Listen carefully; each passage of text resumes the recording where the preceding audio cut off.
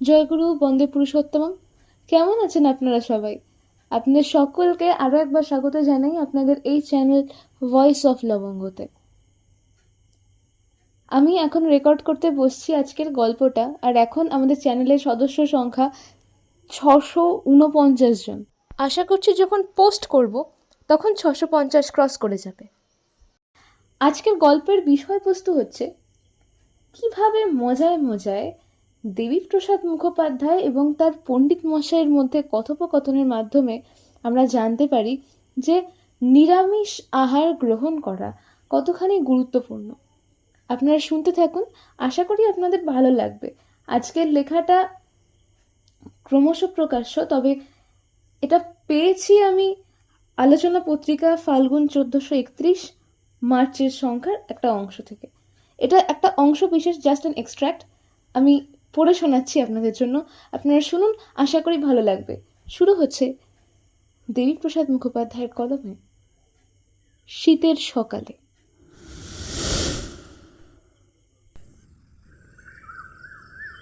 শীতের সকালটায় একটু বেড়াতে বেরিয়েছি। এক্ষুনি সূর্যোদয় হবে। পূবের আকাশটা লাল হয়ে উঠেছে। বেড়াতে বেড়াতে গাটাও একটু গরম হয়ে উঠেছে। মনের স্ফূর্তিতে গানের কলি গুনগুন করে গাইতে গাইতে এগোচ্ছি। এমন স্নিগ্ধ নদী কাহার, কোথায় এমন ধূম্র পাহাড়। রাস্তার মোড়টা ঘুরতে ঘুরতেই হঠাৎ পড়বিত পর একেবারে পণ্ডিত মশাইয়ের সামনে পড়ে গেলাম। একখানা লাঠি হাতে নিয়ে তিনিও বেরিয়েছেন প্রাতঃভ্রমণে। পণ্ডিত মশাই শুনে ফেলেছেন আমার গানের শেষ কথাটি, তাই ওটা উল্লেখ করে হেঁকে বললেন, কি হে ধুম্র পাহাড়, কোন দিকে যাওয়া হচ্ছে? একরকম মুখ কাচুমাচু করেই উত্তর দিলাম, এই একটু বেড়াতে বেরিয়েছি আর কি। পণ্ডিত মশাই তখন ভ্রমণ ছেড়ে বাসায় ফিরছিলেন। বললেন, বেশ বেশ, একটু হাঁটাচলা করা ভালো, আর খাওয়া দাওয়ার দিকেও একটু নজর দাও, দেখবে শরীরটা ভালো থাকবে, মনেও আনন্দ পাবে। কথা শেষ করে পণ্ডিত মশাই বাসার দিকে এগোচ্ছিলেন, আমাকেও ডাক দিলেন, চলো হে শ্রীমান, গল্প করতে করতে বাসার দিকে যাই। অত্যধিক স্নেহপ্রবণ এই বৃদ্ধ পণ্ডিত মশাইকে অবহেলা করার মতো মনোবৃত্তি বা সাহস আমাদের কারোরই ছিল না। গ্রামের অনেক পরিবারই প্রায় 3 পুরুষ ধরে এনার ছাত্র, তাই সবার উপরে স্বাভাবিকভাবে চলত তার কথার দাবি। তাই তার সঙ্গ ছাড়তে পারলাম না। তাছাড়া ব্যক্তিগতভাবে আমার একটু বিশেষ লোভ ছিল এই প্রবীণ ব্যক্তিটির ওপর। অসাধারণ তার পড়াশোনা, স্মৃতিশক্তি এই বয়সেও অত্যন্ত তীক্ষ্ণ। সেজন্য স্কুল থেকে বেরোবার পরেও তার কাছে মাঝে মাঝে বসি, নানা প্রশ্ন করি, উত্তরও পাই মনের মতন, অকাট্য, যুক্তিপূর্ণ। এখন খাওয়া দাওয়ার কথা তুললেন বলে হাঁটতে হাঁটতেই প্রশ্ন করলাম, আচ্ছা, আপনি তো খাওয়া দাওয়ার দিকে নজর দিতে বললেন, কিন্তু আজকাল কি পাওয়া যায়, কোনটাই বা খাই? যাই খাই মনে রেখো, নিরামিষ খাওয়াটাই কিন্তু ভালো। আমাদের এই শরীর বিধানে মাছ মাংস খাওয়াটা ঠিক উপযুক্ত নয়। পণ্ডিত মশাইয়ের এই উত্তরটা ঠিক মনের মতন হলো না। পৃথিবীর কোটি কোটি মানুষ মাছ মাংস খাচ্ছে, খেয়ে বেঁচে আছে, বড় বড় কত কাজও তো করছে। তাদের শরীরের যদি কোনো ক্ষতি না করে, তাহলে আমাদেরই বা করবে কেন? মাস্টারমশাই বললেন, ওরে হতভাগা, তোদের ক্ষতি করে কিনা তার খোঁজ কতটুকু রাখিস? ক্ষতি করা যার স্বভাব সে ক্ষতি করবেই। মাছ মাংসে প্রোটিন আছে এ কথা বলবি তো? তবে শোন, পাঁঠার মাংসে প্রোটিন আছে 25.2 গ্রাম, আর মাখনে কত আছে জানিস? 80.8 গ্রাম। কই মাছের প্রোটিন হলো 14.8 গ্রাম, ফ্যাট আছে 8.8। আর চিনে বাদামের প্রোটিন কত শুনবি? 24.68 গ্রাম, আর ফ্যাট হলো প্রায় 40 গ্রামের কাছাকাছি। বলেন কি? তবে আর বলছি কি, মাছ মাংস খেলে আর একটা ক্ষতি হয়, এটা অনেকেই জানে না।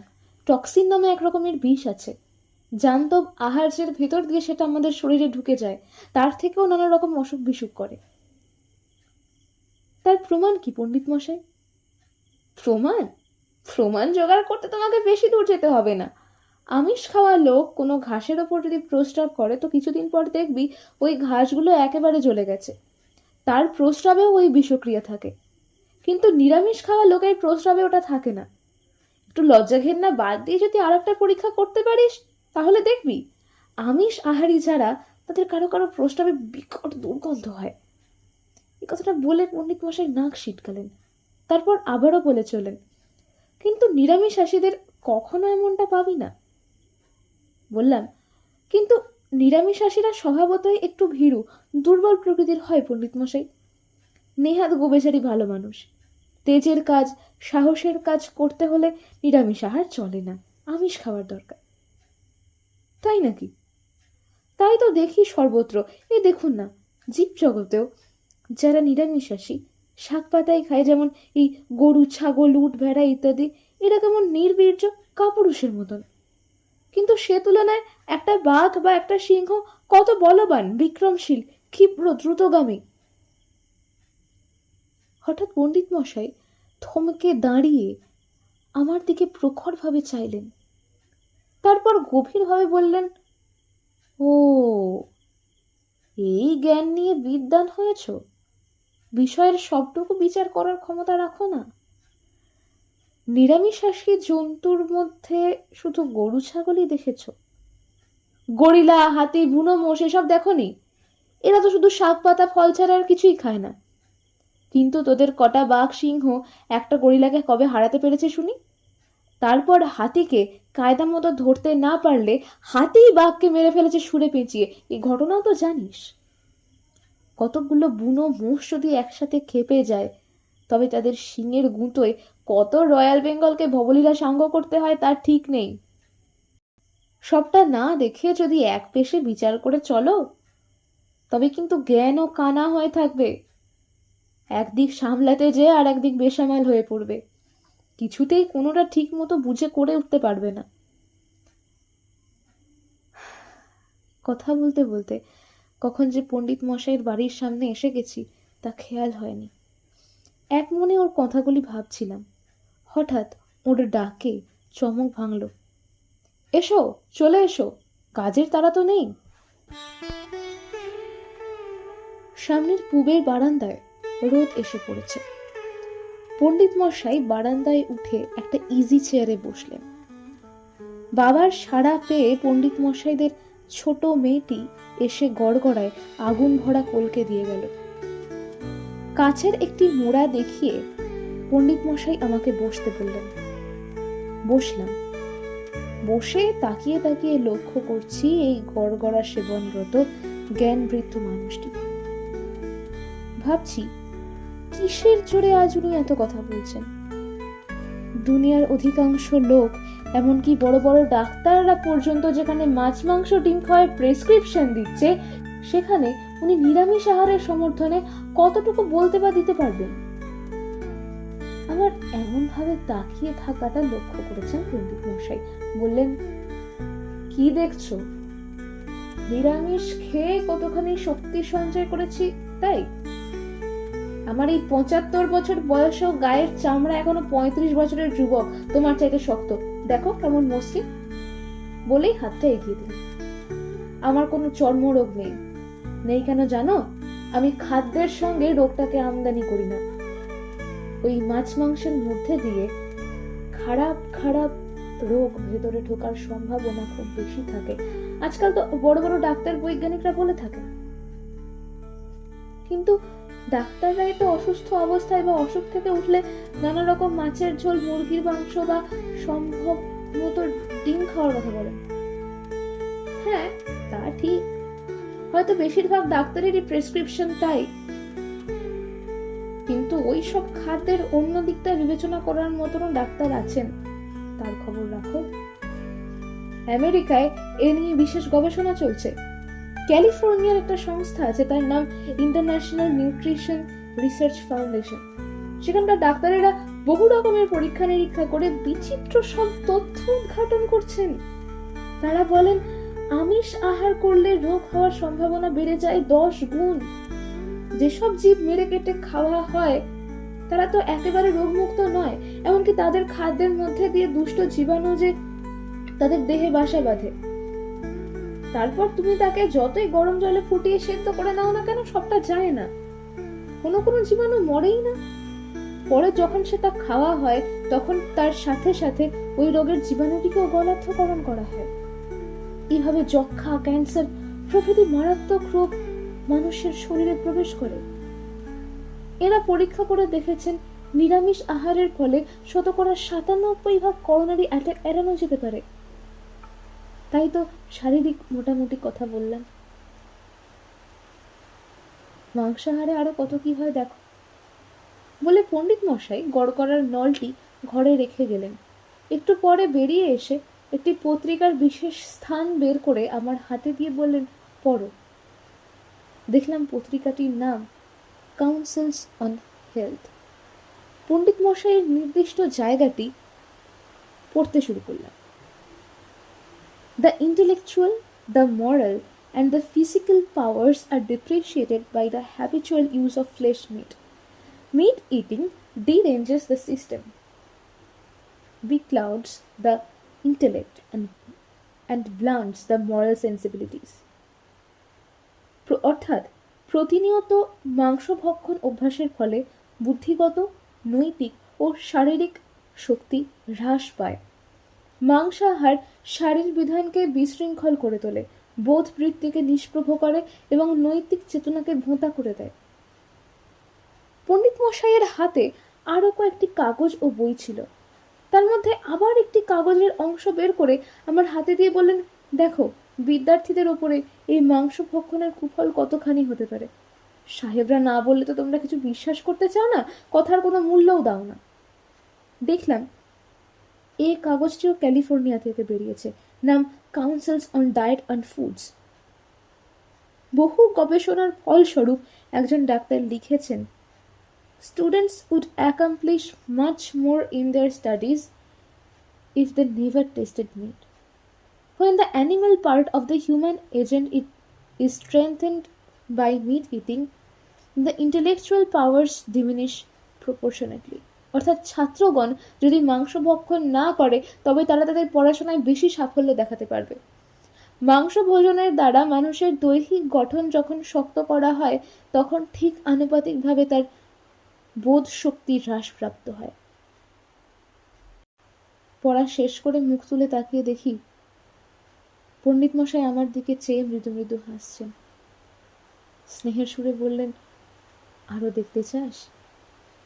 দেখাতে আরো পারি, কিন্তু বেশি কূটতর্কের মধ্যে যাওয়ার চাইতে জ্ঞানীজনের কথা সহজে বিশ্বাস করা ভালো, তাতে মনে শান্তি পাবি। জ্ঞানের কি পরিসীমা আছে? তোর যতটুকু জ্ঞান নিয়ে তুই তর্ক চালাবি, তোর থেকেও বেশি জ্ঞানী যে তোর কথা শুনে হয়তো হাসবে, আবার তার থেকেও বেশি দেখা ও জানা আছে যার, তার কাছে ওই আগের জনের কথা মনে হবে ছেলে মানুষই। তাই যুক্তিতর্কের ঘাট ছেড়ে দিয়ে মহাজন যেন গত সপন্থা করা ভালো। ঋষিদের বাক্য আপ্ত বাক্য, বহু অভিজ্ঞতার ভিতর দিয়ে তারা এক একটি কথা বলেছেন। তারাও ছিলেন সব বড় বড় বিজ্ঞানবেত্তা পুরুষ। হিউম্যানিটিস তারা ভালোভাবে স্টাডি করেছিলেন, করে করে দেখে দেখে তারপর এক একটি ডেটা দিয়ে গেছেন, আর সেগুলি হচ্ছে শাস্ত্র বা ল বুক। এর কোনোটাই ফেল না রে। তাদের সেই কথাগুলি আজকালকার বিজ্ঞান নতুনভাবে প্রমাণ করছে। এই দেখ না, কতকাল আগে প্রজাপতি স্মৃতির মধ্যে লেখা আছে, কারুণ্যং প্রাণীষু প্রায় কর্তব্যং পুণ্য হে তবে অহিংসা পরম ধর্মস্থ স্মাদাত্ম বদাচরেত। অর্থাৎ বাপু হে, পুণ্য যদি করতে চাও তবে সকল প্রাণীর উপরে করুণা করো, নির্দয় হয়ে তাদের হত্যা করো না। অহিংসাই পরম ধর্ম। সকল প্রাণীর প্রতি আত্মবৎ আচরণ করবে। দেখো কত বড় কথা। নিজের মতো করে ভাববে সবকে। শরীরটা কেটে গেলে তোমারও যেমন ব্যথা লাগে, মাছেরও তেমনই লাগে। বিশ্বপ্রেমের ধুয়ো তুলবে, বিশ্ব ভ্রাতৃত্বের বুলি খুব কবচাবে, আর জ্যান্ত প্রাণীগুলোকে কেটে কেটে খাবে। বেশ কথা রে বাবা, এ তো গেল ঋষির কথা। আর তোদের আধুনিক যুগের বড় ইংরেজ ডাক্তার চার্লস নিউটন কি বলেন জানিস? তিনি বলেন মাংসাহার দীর্ঘায়ু হওয়ার পক্ষে বাধা স্বরূপ, নিরামিষ ভোজন আয়ু বৃদ্ধি করে। তাছাড়াও বলেছেন মানুষের শুদ্ধ সৌন্দর্যানুভূতির দিকে গরু, ভেড়া, ছাগল কেটে টুকরো করে আহার্য দ্রব্যে পরিণত করা অবাঞ্ছিত। 1956 সালের এপ্রিল মাসের আনন্দবাজার পত্রিকায় চার্লস নিউটনের এই কথাগুলি বেরিয়েছিল। কারো কাছে কাগজটা পেলে দেখে রাখিস। এর এই কথা কি প্রজাপতি স্মৃতির কথাগুলিকেই সমর্থন করছে না? আজকের পর্বের শেষ পর্যায়ে চলে এসেছি, তবে শেষ করব ঠাকুরের একটা কথা দিয়ে। ঠাকুর বলছেন, মনটা পড়ে থাকা চাই ইষ্টের কাছে, সে মুখ কেন অহরহ মনে পড়ে। কাজের মধ্যেও সবসময় বোধ করা চাই যে তার তৃপ্তি ও তুষ্টির জন্যই যা কিছু করছি। তখন যখন যেভাবে থাকি তাতেই থাকি, তিনিই সমগ্র মন অধিকার করে থাকেন। যাকে অন্তর দিয়ে ভালোবাসা যায় তার স্মৃতি চেতনা লেগেই থাকে মনে। 5ই এপ্রিল 1943 আলোচনা প্রসঙ্গে পঞ্চম খণ্ডের একটি অংশ। আজকের পর্বটি এতটুকুই। যদি রেলিভেন্ট মনে হয় তাহলে অবশ্যই বন্ধুদের মধ্যে শেয়ার করতে ভুলবেন না। আর এই সম্পর্কে আরও অনেক তথ্য আমাকে কমেন্ট সেকশনে অবশ্যই জানাবেন। আপনাদের সঙ্গে কথা হচ্ছে পরবর্তী কোনো এপিসোডে। ততক্ষণ সকলে সুস্থ থাকুন, ভালো থাকুন। জয় গুরু।